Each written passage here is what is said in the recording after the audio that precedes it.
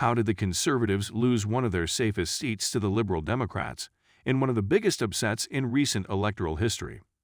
Questions over Christmas parties in Downing Street undoubtedly ignited the North Shropshire by-election campaign. But before that, opposition parties had already picked up a sense of people in this safe, rural, Tory seat feeling undervalued and overlooked.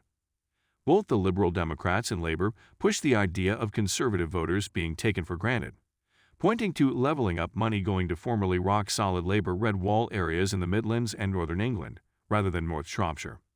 The risk for the Conservatives is that same sense generated in this by-election is replicated in other Tory heartlands. When Mr. Johnson won a landslide in the 2019 general election, he ripped up the old electoral map and charged into Labour areas.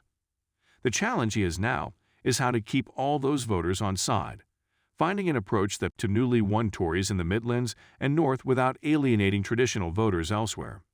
It was only in May that the Tories swept Labour aside in a by-election in Hartlepool.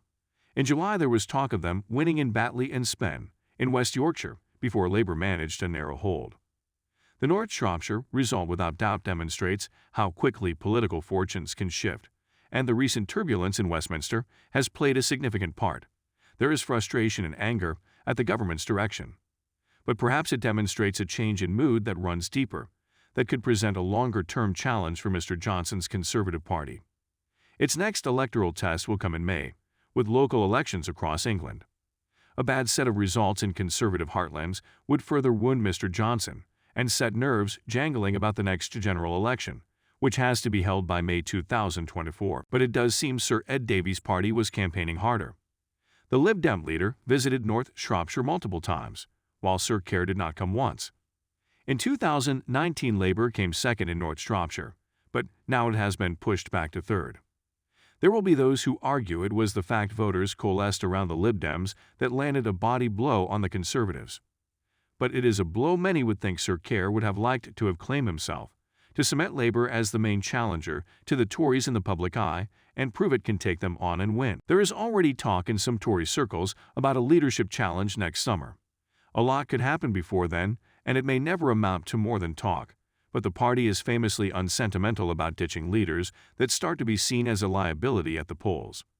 It is dangerous to read too much into the North Shropshire result.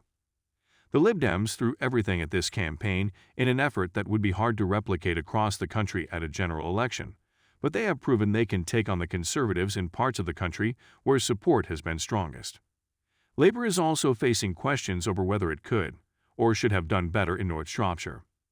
Sir Keir Starmer's party has denied there was a pact to hang back and allow the Lib Dems a run at this seat, with the candidate Ben Wood insisting he put every effort into it and was backed by the National Party.